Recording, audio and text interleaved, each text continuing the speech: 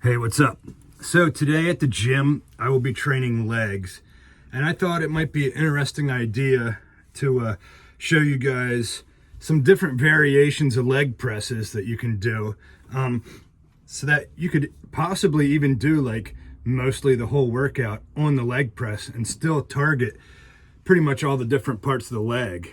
So this might come in handy, if you're ever traveling in a position where you're in a gym that doesn't have full access to squats and other leg equipment, like a Planet Fitness type gym maybe.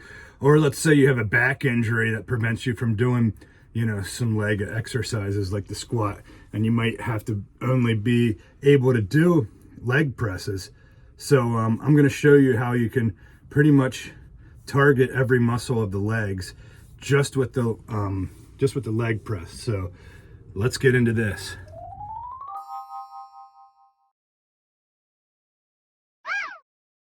So the first thing I'm going to do is the standard basic leg press. You got the feet, low on the press and about shoulder width apart.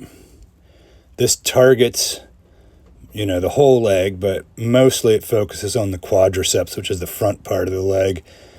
And, you want to lower it and go up. Controlled motions. You don't want to be bouncing or going too fast. And also you don't want to lock the knees out because that puts all the pressure on the joints.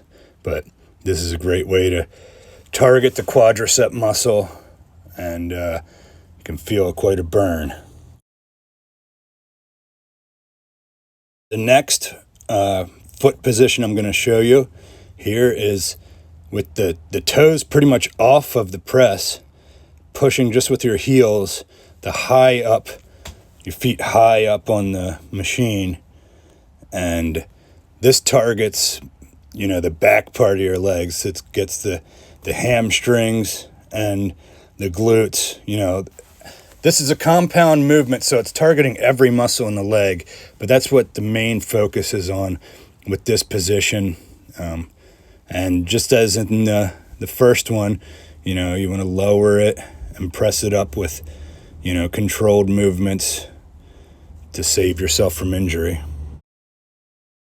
Another interesting thing you can do on the leg press is if I kind of have my toes pointed outward with my feet far apart for this one, and that I can feel it really good in like the hamstrings, which is the back part of the leg, and the inner thigh, so like where your legs touch together in the middle. So that really helps to give your leg that wide look, like when the bodybuilders are just standing there and their feet are like shoulder width apart, but their inner thighs are hanging down and touching each other.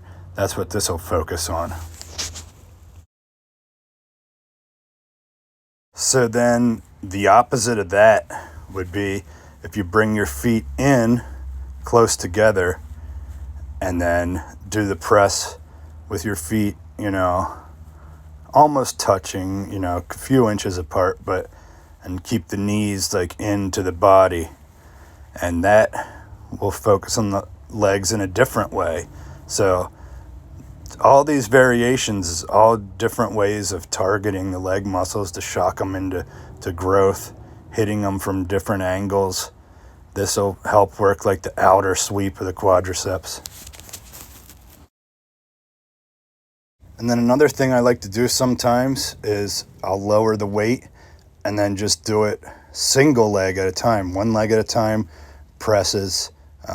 This, you have to kind of balance more with the legs. So you're going to be working different stabilizer muscles, and it's harder to do. So obviously, because you're only using one leg, so you're probably only going to be able to do maybe not even half of the weight that you were doing with the other normal two-way.